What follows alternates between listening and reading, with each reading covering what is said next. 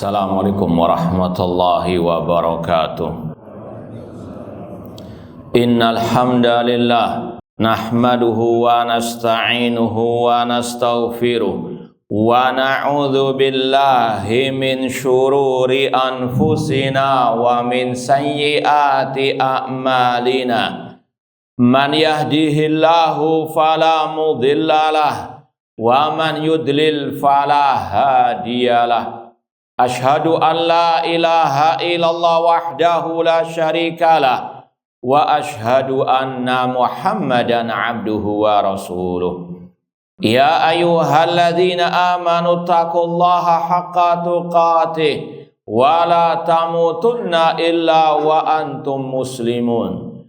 Ya ayyuhan nasu taqu rabbakumul ladzi khalaqakum min nafsin wahidah wa khalaqa minha zawjaha wa batha minhuma rijalan katsiran wa nisaa wattaqullaha alladzi tasaaluna bihi wal arham innallaha kana 'alaikum raqiba.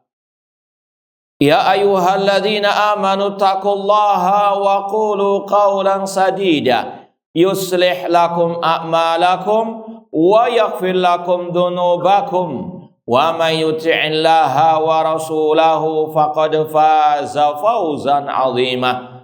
Amma ba'd, fa inna asaqal hadithi kitabullah wa khairal hadi hadi Muhammadin sallallahu alaihi wasallam wa syarrul umuri muhdatsatuha wa kullu muhdatsatin bid'ah wa kullu bid'atin dhalalah wa kullu dhalalatin finnar.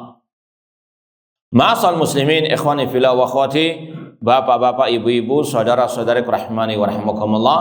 Alhamdulillah, segala puji bagi Allah Subhanahu wa taala yang mempertemukan kita kembali dalam kajian kitab Fiqh Al-Ad'iyah wal Adhkar oleh Fadilatul Syekh Dr. Abdul Razak bin Abdul Muhsin Al-Abbad Al-Badar hafizallahu taala. Semoga Allah Subhanahu wa taala senantiasa menambahkan kepada kita ilmu yang bermanfaat dan al-amal as-soleh. Sekarang kita akan membahas salah satu zikir an-naum wa min azkarin naum, di antara zikir mau tidur. Sudah kita nukilkan pada kesempatan yang lalu 4 zikir pagi dan petang, yaitu sekali lagi sekedar ringkasan, masih banyak yang lainnya. Sekedar mengulang sedikit. Masih ingat enggak 4 zikir pagi dan petang yang sudah kita lewati itu? Apa saja? Ada yang ingat? Hah? Lupa atau pura-pura lupa? Baik, di antaranya yang pertama bismillahilladzi la yadurru ma'asmi syai'un fil ardi wala fis sama wa huwa samiu al-alim. Kemudian yang kedua sayyidul istighfar, Allahumma anta rabbi la ilaha illa anta. Yang keras. Baik, yang ketiga apa zikirnya? Masih ingat enggak? Asbahna taib ila akhiri. Kemudian yang terakhir kemarin apa? Asbahna ala fitratil Islam. Taib, sekali lagi itu sebagian dari zikir pagi dan petang. Ya, sekarang kita akan bahas salah satu zikir yang ini juga dibahas pada zikir pagi dan petang sekaligus zikir mau tidur. Ini dirapel. Kata Syekh Dr. Abdul Razak bin Abdul Muhsin Al-Abbad Al-Badar, ini halaman 53, inna minal adhkaril azimah allati yustahabbu lil muslim an yuhafidhu 'alaiha kulla lailatin indama ya'wi ila firashihi qira'ata ayatul kursi. Sesungguhnya di antara zikir yang sangat agung yang dianjurkan bagi setiap muslim dan juga muslimah untuk menjaganya, untuk rutin membacanya setiap malam ketika dia mau tidur, yaitu membaca ayat kursi, yaitu dalam surat Al-Baqarah ayat 255. Allati hiya a'dhamu ayatin fil Qur'anil Karim. Yang mana ayat kursi merupakan ayat yang paling mulia di dalam Al-Quran. Insya Allah di akhir pembahasan akan disampaikan dalilnya, hadisnya. Faqad ja'a fi sunnah ma yadullu ala fadli dzalik. Dan hadis tentang ini ada dalam sunnah Rasulullah SAW. Itu akan ada dialog antara Rasul dan Ubay bin Ka'ab. Rasul menanyakan, ayu ayatin fi kitabillahi a'dhamu. Ayat apa yang paling mulia di dalam Al-Quran? Pertama kali Ubay bin Ka'ab menjawab, Allah wa rasuluhu a'lam. Sampai beliau mengatakan ayatul kursi. Ayat kursi, ayat yang paling mulia. Kemudian Rasul pun membenarkan jawaban dari Ubay bin Ka'ab, seraya mengatakan, liyahnikal ilmu Abal Mundir. Selamat atas ilmu yang kau miliki wahai Abal Mundir. Kunyahnya Ubay bin Ka'ab radhiyallahu ta'ala anhu. Hadisnya dalam Sahih Muslim. Dinamakan ayat kursi karena ada kata-kata wasi'a kursiyyuhu samawati wal arda. Kursinya Allah meliputi langit dan bumi. Dan Abdullah bin Abbas radhiyallahu anhuma mentafsirkan kursinya Allah adalah maudhi'ul qadamain, tempat kedua telapak kaki Allah Subhanahu wa taala. Ahlus sunnah wal jamaah sepakat menetapkan semua sifat Allah tanpa menyerupakannya dengan sifat makhluk, tanpa membayang-bayangkannya, tanpa menyelewengkan makna dari yang sebenarnya dari zahirnya, dan tanpa mengingkari ataupun menafikannya. Amiruha kama ja'at. Kata ulama salaf, tetapkan ayat-ayat sifat, hadis-hadis sifat Allah sesuai dengan zahirnya. Intinya, ayat kursi ayat yang paling mulia di dalam Al-Quran. Kata para ulama, kenapa ayat kursi dikatakan ayat yang paling mulia? Karena isinya hanya berkaitan dengan zat yang paling mulia, yaitu Allah Subhanahu wa ta'ala. Ayat kursi hanya berkaitan dengan nama-nama Allah, sifat-sifat Allah, dan perbuatan Allah Subhanahu wa ta'ala. Tidak ada pembahasan tentang masalah salat, puasa, zakat, haji. Tidak ada pembahasan tentang masalah muamalah jual beli. Tidak ada yang berkaitan dengan akhlak antara hamba dengan hamba, namun berkaitan dengan at-tauhid. Ini menunjukkan pentingnya at-tauhid. Makanya para ulama mereka mengatakan ilmu yang paling mulia ilmu tentang at-tauhid. Sebagaimana kata Al-Imam Ibnu Abil Izzi Al-Hanafi rahimahullah dalam syarah Aqidah Thahawiyah, beliau mengatakan fa innahu lamma kana ilmu usuluddin asyrafal ulum. Sesungguhnya ilmu tentang usuluddin, akidah, masalah tauhid adalah semulia-mulia ilmu. Ini yang harus diyakini setiap muslim muslimah. Ilmu yang paling mulia ilmu tentang at-tauhid. Kalau Anda semangat belajar fikih kontemporer, kalau Anda semangat belajar masalah akhlakul karimah, hubungan hamba dengan hamba, maka harus lebih semangat belajar tentang at-tauhid.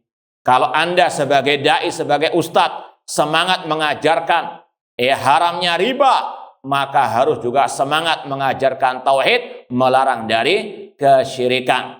Jangan dibalik, yang paling penting nggak dipentingkan, yang nggak terlalu penting dibandingkan tauhid, luar biasa, hidupnya hanya untuk hal tersebut. Na'udzubillah min dalik. Bahkan kata Imam Al-Lalikai, ulama dari madhab Syafi'i, beliau dalam muqaddimah kitab Syarh Ushul I'tiqad Ahlussunnah wal Jamaah mengatakan, inna aujaba ma'alal mar'i ma'rifatu usuliddin. Yang paling wajib atas seorang hamba memahami, mempelajari usuluddin, masalah pondasi agama ataupun berkaitan dengan akidah at-tauhid. Ini kata beliau yang paling wajib. Anda belajar tentang sholat itu wajib, ya. Karena Rasul mengatakan thalabul ilmi faridatun ala kulli muslim. Belajar tentang ilmu agama wajib. Kata Imam Ahmad, yaitu yang berkaitan dengan kewajiban-kewajiban yang Allah bebankan atasnya. Dan yang paling wajib belajar tentang at-tauhid. Ya, sekali lagi, jangan dibalik yang paling wajib nggak diwajibkan, ya, namun yang di bawah itu lebih diwajibkan. Ini terbalik. Ikhwani fillah wa akhwati rahimani wa rahmakumullah. Wa anna man qara'aha idza awa ila firashihi fa innahu lam yazal alaihi minallahi hafizun wa la yaqrabahu syaitanun hatta yusbiha. Bahwasanya barang siapa membaca ayat kursi sekali saja kalau mau tidur, maka keutamaannya, manfaatnya, dia selalu akan dijaga oleh Allah dan tidak didekati oleh setan sampai pagi harinya. Ini luar biasa keutamaan dari membaca ayat kursi sekali saja ketika mau tidur, khususnya tidur malam. Dan ini juga hampir sama dengan keutamaan membaca ayat kursi pagi dan petang. Ini yang kita sampaikan tadi.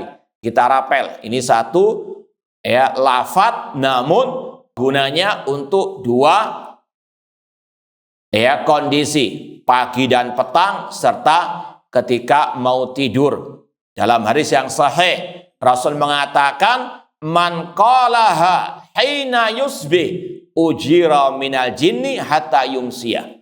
Barang siapa membaca ayat kursi sekali saja pada pagi, maka dia akan dilindungi dari gangguan jin sampai sore hari. Wa man qalaha hina yumsi ujira minal jinni hatta yusbiha. Dan barang siapa membacanya, membaca ayat kursi sekali saja ketika petang hari, maka akan dilindungi dari gangguan jin sampai pagi harinya. Ya, 24 jam dalam penjagaan Allah Subhanahu wa taala. Ya, cukup membaca apa? Sekali ayat kursi pagi, ya, selesai sholat subuh membaca zikir, selesai sholat kemudian lanjut membaca zikir pagi, setelah sholat asar membaca zikir, setelah sholat kemudian dilanjutkan membaca zikir petang hari, diantaranya membaca ayat kursi. Ini keutamaannya, dilindungi, dijaga dari gangguan jin sampai ya pagi harinya. Demikian pula kalau membaca ayat kursi mau tidur, maka akan dijaga oleh Allah dan tidak didekati oleh setan, terutama dari kalangan al-jin. Syekh Abdul Razak bin Abdul Muhsin Al-Abbad membawakan dalil tentang hal ini, ya, zikir ketika mau tidur membaca ayat kursi. Dalilnya ini agak panjang dalam Sahih Bukhari, namun kita baca semuanya. Rawal Bukhari fi sahihihi an Abi Hurairah radhiyallahu taala anhu qala. Imam Bukhari meriwayatkan dalam sahihnya dari Abi Hurairah radhiyallahu anhu, beliau berkata, wakalani Rasulullah SAW bihifzi zakati Ramadan. Rasul SAW menugaskan diriku untuk menjaga zakat fitri, yaitu zakat pada waktu Ramadan atau akhir Ramadan. Fa'atani atin, tiba-tiba datang seseorang yang misterius. Faja'ala yahthu minat ta'am. Orang itu istilahnya ngeker-ngeker mau ngambil apa? Makanan dari zakat fitr tersebut, ya. Kalau dulu mungkin gandum dan seterusnya. Fa'akhatuhu, aku pun menangkapnya, mengambilnya. Wa qultu, dan aku berkata kepadanya, wallahi la arfa'annaka ila Rasul sallallahu alaihi wasallam. Demi Allah, sungguh aku akan melaporkanmu, membawamu kepada Rasul sallallahu alaihi wasallam. Qala, orang itu berkata, inni muhtajun wa alayya iyalun wa li hajatun syadidah. Aku sangat butuh makanan. Aku punya banyak anak, dan aku sangat dalam kebutuhan. Qala fa khallaitu anhu. Kata Abu Hurairah, aku pun melepaskannya. Fa asbahtu, ketika pagi hari, faqala Nabi SAW, ya Abu Hurairah, ma fa'ala asirukal bariha. Ketika pagi hari, Rasul bertanya kepadaku, wahai Abu Hurairah, apa yang dilakukan oleh tawananmu tadi malam? Rasul tahu dari wahyu Allah Subhanahu wa Ta'ala. Karena seorang muslim muslimah wajib meyakini Rasul tidak tahu yang gaib. Kalau Rasul menjelaskan yang gaib, Rasul diberi wahyu oleh Allah Ta'ala. Secara zatnya, Rasul tidak tahu yang gaib. Sebagaimana firman Allah, alimul ghaibi fala yudhiru ala ghaibi ahadan illa man irtadha mir rasul. Dialah Allah yang tahu yang gaib, dia tidak menampakkan yang gaib kepada siapapun kecuali kepada Rasul yang diutus oleh Allah Subhanahu wa Ta'ala. Kemudian kata Abu Hurairah, qala qultu ya Rasulullah, syaka hajatan syadida wa iyalan farhimtuhu fa khallaitu sabilahu. Kata Abu Hurairah, ya Rasulullah, orang itu curhat kepadaku. Dia sangat dalam kebutuhan dan dia punya banyak anak. Aku pun mengasihinya dan aku pun melepaskannya. Qala hama innahu qad kadzabaka wa saya'ud.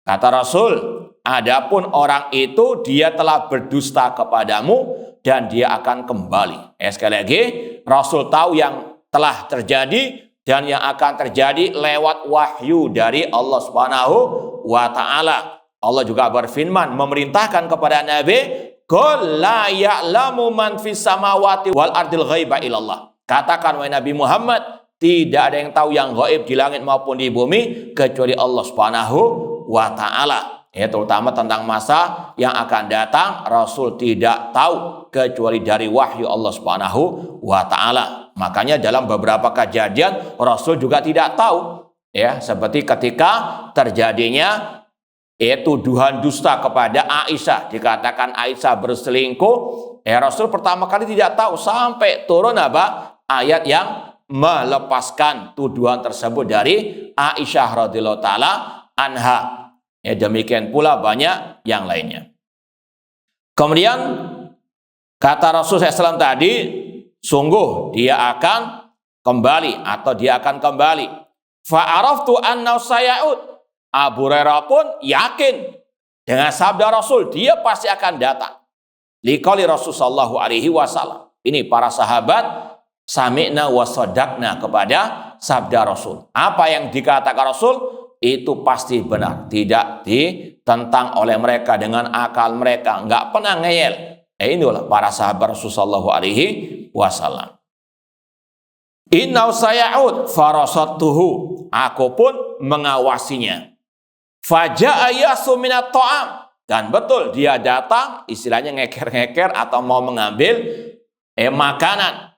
Wa dzakara hadis ila anqal fa akhadtuhu, aku pun menangkapnya, yakni fi salisa, sampai yang ketiga. Ini sekali lagi kejadiannya sampai ketiga kalinya. Fakultu la arfa'annaka ila Rasul sallallahu alaihi wasallam. Sungguh aku akan melaporkanmu kepada Rasul SAW. Wa hadza akhiru tsalasi marrat, dan ini yang sudah ketiga kali. Jadi ini ringkasannya. Jadi 1, 2, 3 orang itu datang. Tas'umu annaka la ta'ud, engkau berkali-kali mengatakan tidak akan kembali. Tsumma ta'ud, namun engkau tetap kembali. Qala da'ni u'allimuka kalimatin yanfa'ukallahu biha. Orang itu mengatakan, biarkan aku mengajarkanmu sebuah ucapan yang akan Allah memberikan manfaat kepadamu dengannya. Qultu ma hiya? Qala idza awaita ila firashika faqra ayatal kursi. Atau Abu Hurairah sebelumnya mengatakan kalimat apa itu? Orang itu menjawab, apabila engkau mau tidur atau mendatangi tempat tidurmu, maka bacalah ayat kursi. Allahu la ilaha illa huwal hayyul qayyum hatta takhtimal ayat, sampai selesai. Fa innaka lan yazala 'alaika minallah hafizun, maka senantiasa engkau akan dijaga oleh Allah. Wala yaqrabaka syaiton hatta tusbiha, dan tidak mungkin engkau didekati oleh setan sampai pagi hari. Maka kata Abu Hurairah, fa khallaitu sabila, setelah orang itu mengajarkanku hal tersebut, aku pun melepaskannya. Fa asbahtu, ketika pagi hari, faqala li Rasul sallallahu, Rasul pun berkata kepadaku, ma fa'ala asirukal bariha, apa yang dilakukan oleh tawananmu tadi malam? Fakultu ya Rasulullah, za'ama annahu yu'allimuni kalimatin yanfa'uni Allahu biha. Dia mengklaim mengajariku sebuah ucapan yang Allah berikan manfaat aku dengannya. Fa khallaitu sabila, dan aku pun melepaskannya. Qala ma hiya, kata Rasul, apa yang diajarkan itu? Qultu qala li idza awaita ila firashika faqra ayatal kursi min awwaliha hatta takhtimal ayat. Apabila, kata orang itu, engkau mau tidur malam, maka bacalah ayat kursi dari awal sampai akhir, ya Allahu la ilaha illallah wal qayyum sampai wa huwal aliyul azim. Wa qala li lan yazala 'alaika minallah hafidun wa la yaqrabaka syaiton hatta tusbiha. Orang itu mengatakan kepadaku, keutamaannya engkau senantiasa akan dijaga oleh Allah dan tidak didekati oleh setan sampai pagi hari. Kemudian dikatakan di sini, wa kanu ahrasa syai'al khair, dan para sahabat adalah manusia yang paling antusias dalam melakukan kebaikan. Faqala Nabi sallallahu, Nabi pun berkata kepada Abu Hurairah, ama innahu qad sadaqaka wa huwa kadzub, ketahuilah bahwa dia itu benar dalam pengajarannya, namun asal watak sifatnya itu dia berdusta. Ta'lam man tukhatib mundu thalathi layalin ya Abu Hurairah, apakah engkau tahu wahai Abu Hurairah siapa yang bertemu denganmu selama 3 malam itu? Qala la, Abu Hurairah menjawab tidak tahu. Qala dzaka syaitan, kata Rasul, itulah setan alias jin yang menjelma menjadi manusia. Hadisnya sekali lagi dalam Sahih Al-Bukhari. Ma'asal muslimin, ikhwani fillah wa akhwati rahimani wa rahimakumullah, banyak sebetulnya pelajaran-pelajaran berharga dalam hadis ini. Cuma kita ambil inti poinnya, yaitu yang berkaitan dengan masalah zikir mau tidur, yaitu membaca ayat kursi sekali saja, keutamaannya senantiasa dijaga oleh Allah dan tidak didekati oleh setan. Maka nggak perlu kita datang ke dukun minta jimat, untuk terhindar dari gangguan jin. Atau mungkin anak-anak kita dikasih jimat, naudzubillahi min dzalik. Rasul mengatakan, innar ruqa wa tamaim wa tiwala syirkun, sesungguhnya jampi-jampi ala dukun, jimat-jimat ataupun ilmu sihir pelet itu adalah syirik, kata Rasulullah SAW. Cukup membaca zikir-zikir ala Rasulullah SAW, di antaranya tadi membaca ayat kursi pagi dan petang hari, membaca ayat kursi sebelum tidur, terutama tidur di kala malam hari, cukup untuk menjadi senjata bagi setiap muslim dan muslimah. Kata Asy-Syaikh Dr. Abdul Razak bin Abdul Muhsin Al-Abbad, fahadal hadis fihi fadlu hadil ayatil karimah. Hadis ini menjelaskan tentang salah satu keutamaan ayat kursi. Sudah kita sampaikan tadi, ayat kursi ayat yang paling mulia di dalam Al-Quran. Ayat kursi ini zikir pagi dan petang. Ayat kursi zikir sebelum tidur. Demikian pula ayat kursi zikir setelah apa? Salat apa? Salat wajib. Ya, Rasul mengatakan dalam hadis yang sahih, man qara'aha dubura kulli salatin maktubatin lam yamnahu min dukhulil jannah illa an yamut.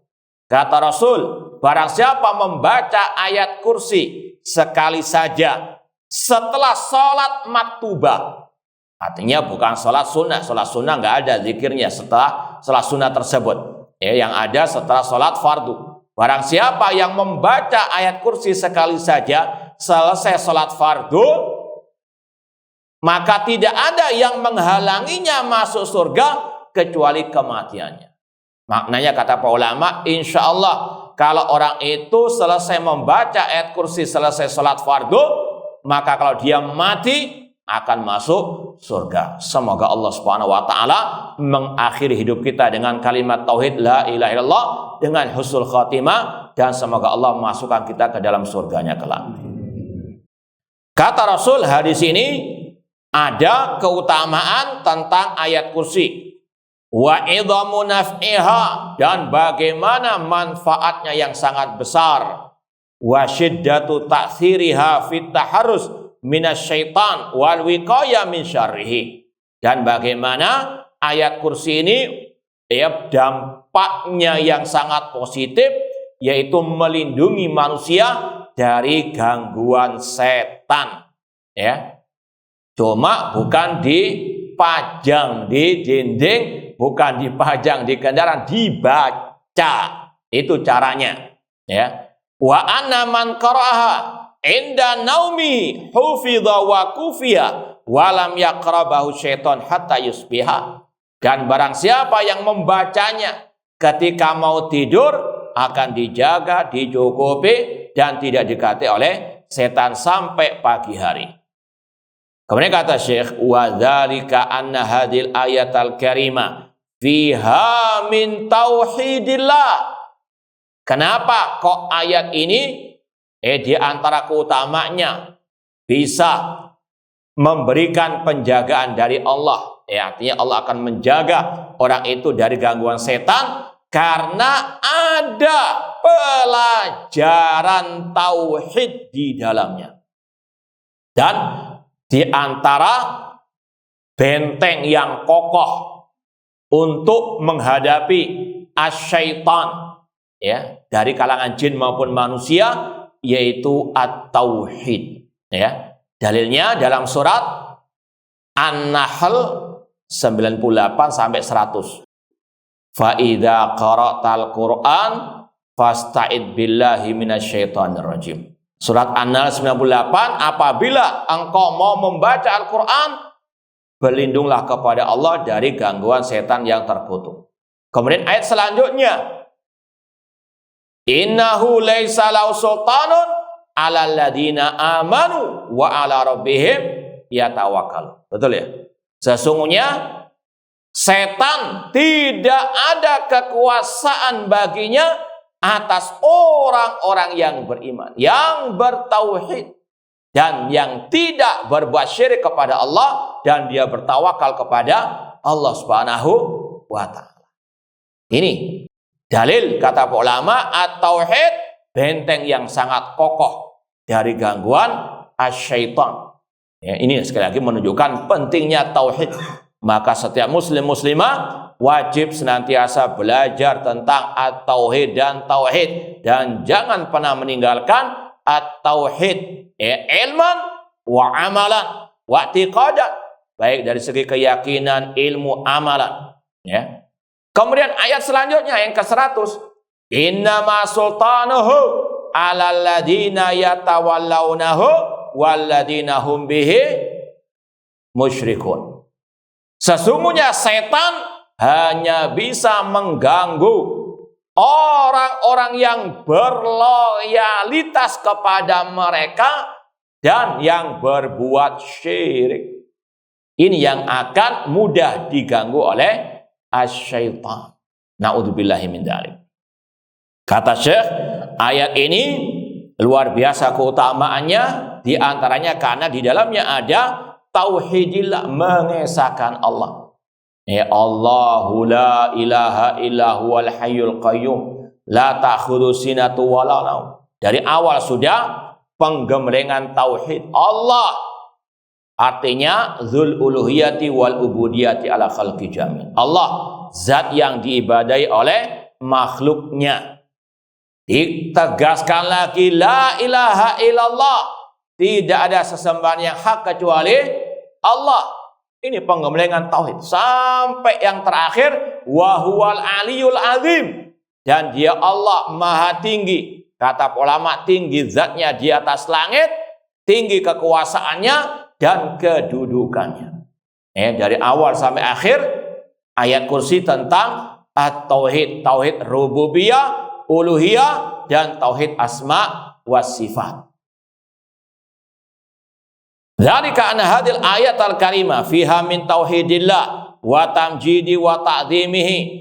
Di dalamnya ada pengagungan kepada Allah Subhanahu wa ta'ala wa bayani tafarrudi bil kamal wal jalal bima yuhaqqiq liman qara'aha al-hifdha wal kifayah. Di dalamnya ada at-tauhid, yaitu tentang kemuliaan dan kebesaran Allah Subhanahu wa ta'ala. Kemudian kata beliau, di dalamnya ada 5 nama Allah. Allah Al-Hayyu, Al-Qayyum, Al-Ali, Al-Azim. Ini mengimani nama-nama Allah, dan setiap nama Allah punya sifat. Kemudian kata beliau, wa fiha min sifatillah ma yazid ala ishrina sifat. Dan di dalam ayat kursi ada lebih dari 20 sifat Allah. Di antaranya sifat tadi Al-Hayyu, nama Allah sifatnya Al-Haya, kehidupan. Allah punya nama Al-Qayyum, sifatnya Al-Qayyumiyah, dia berdiri sendiri. Al-Ali, sifatnya Al-Ulu, di antaranya sifat ketinggian Allah di atas langit. Al-Azim, sifatnya Al-Azamah, keagungan.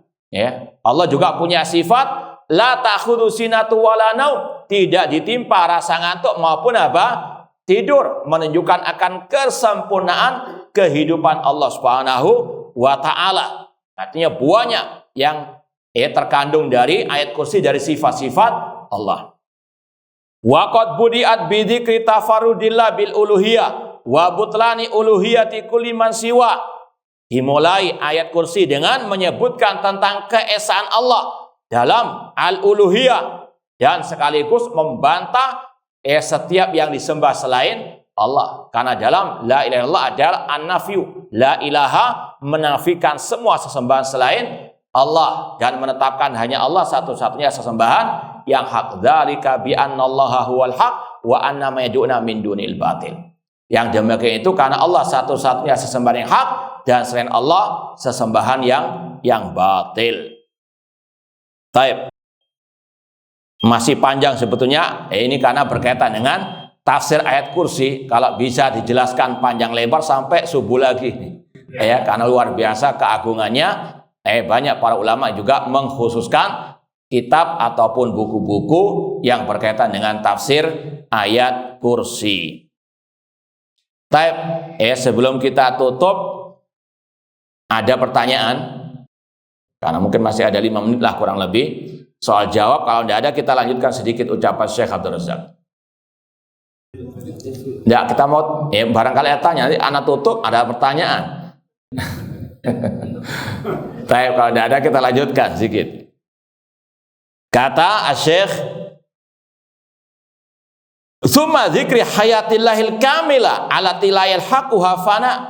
Setelah Allahu la ilaha illa huwa al-hayyu al-qayyum. Allah punya nama Al-Hayyu. Dia tersifati dengan kehidupan yang sempurna, tidak ada kekurangan di dalamnya.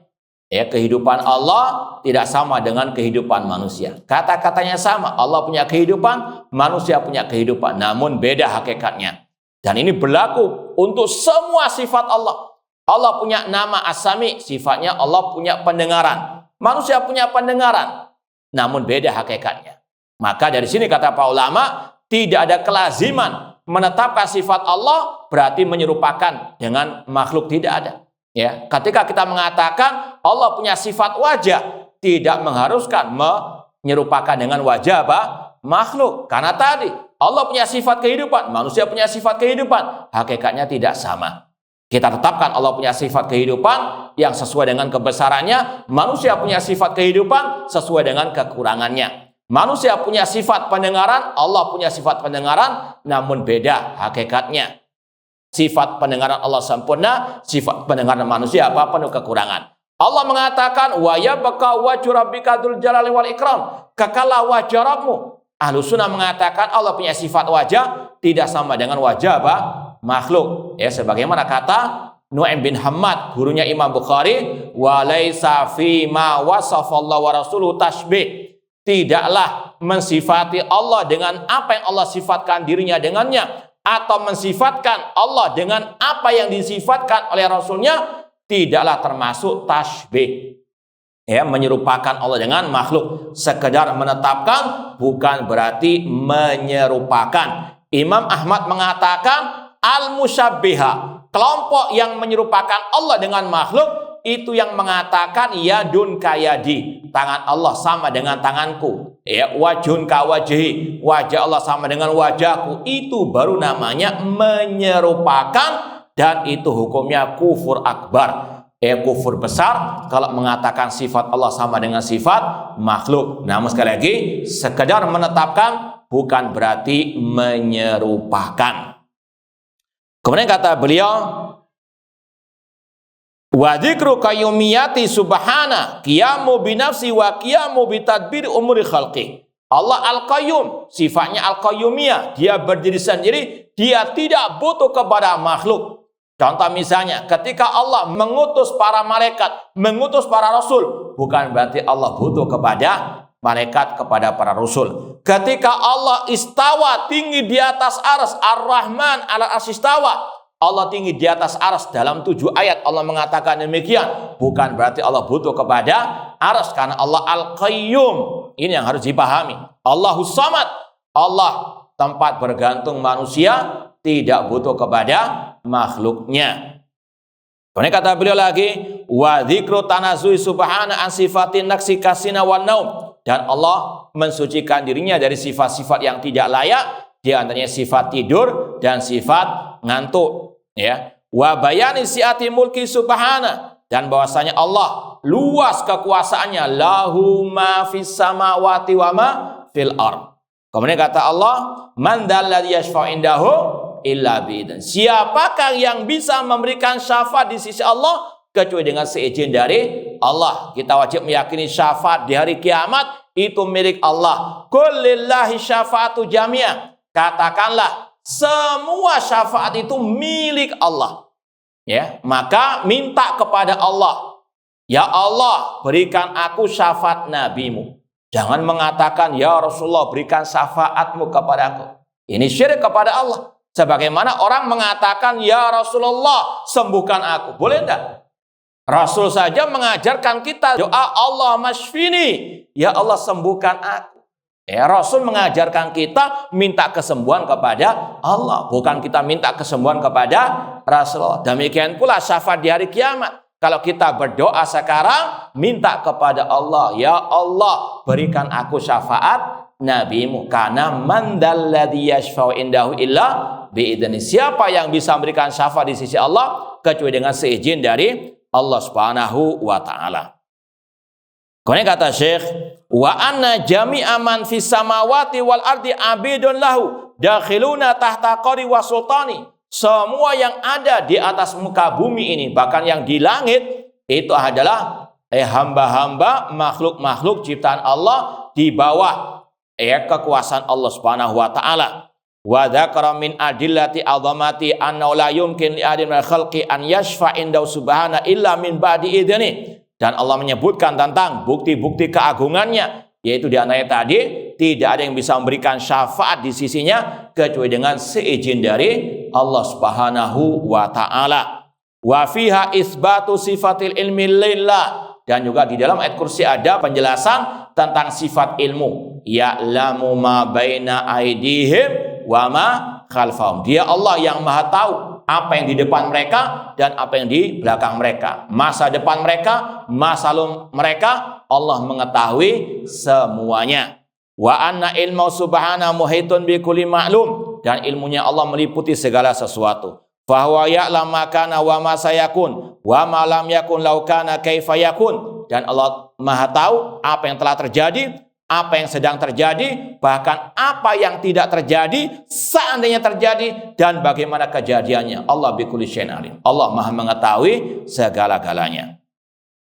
Wa fiha bayanu azamatillah subhanahu bi dzikri azamati makhluqati, dan Allah menjelaskan tentang bagaimana keagungannya, kebesarannya dengan menjelaskan keagungan makhluknya, yaitu kursinya Allah.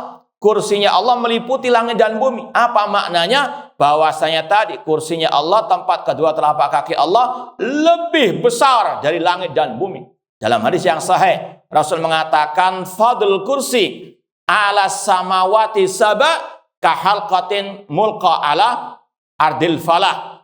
Perbandingan antara kursinya Allah dengan langit yang 7 dan bumi yang 7 seperti gelang kecil atau lingkaran kecil yang dilemparkan di tanah lapang. Tanah lapang itu seperti kursinya Allah, sedangkan gelang yang kecil itu seperti apa? Langit dan bumi.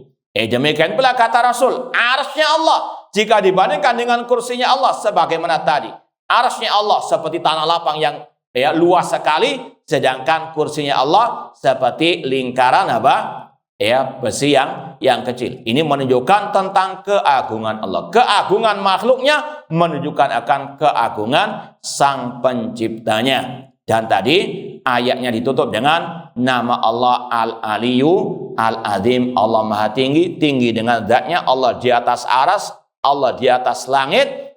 Allah kekuasaannya di atas semua makhluk. Demikian pula dengan kedudukannya, wahwal aliyul azim, dan Allah Maha Agung. Dan kewajiban seorang hamba mengagungkan Allah dengan mengesahkannya dalam ibadah dan melaksanakan perintah serta meninggalkan larangannya. Ini yang mungkin bisa kita sampaikan. Kurang lebihnya mohon maaf. Kalau mungkin ada satu pertanyaan silahkan. Kalau tidak ada, alhamdulillah. Tafadhal.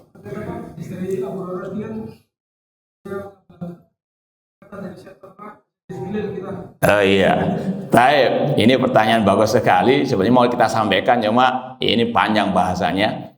Intinya tadi tanya, Abu Hurairah tadi mengambil ilmu dari siapa? Setan katanya. Maka kata para ulama, bedakan antara mencari ilmu dengan menerima kebenaran, atau bedakan antara mencari kebenaran dengan menerima kebenaran. Menerima kebenaran dari siapa saja, bahkan dari setan, dari iblis sekalipun, dari orang Yahudi, dari orang Nasrani, dari orang musyrik. Yaitu maksudnya apa? Ada orang musyrik, ada orang yang sesat menyesatkan, ada iblis datang mengatakan Allah itu yang berhak untuk diibadahi. Diterima atau tidak ucapannya? Diterima, wajib. Karena apa? Kata Rasul, al-kibr batul haq. Namanya sombong, menolak kebenaran. Itu kalau apa?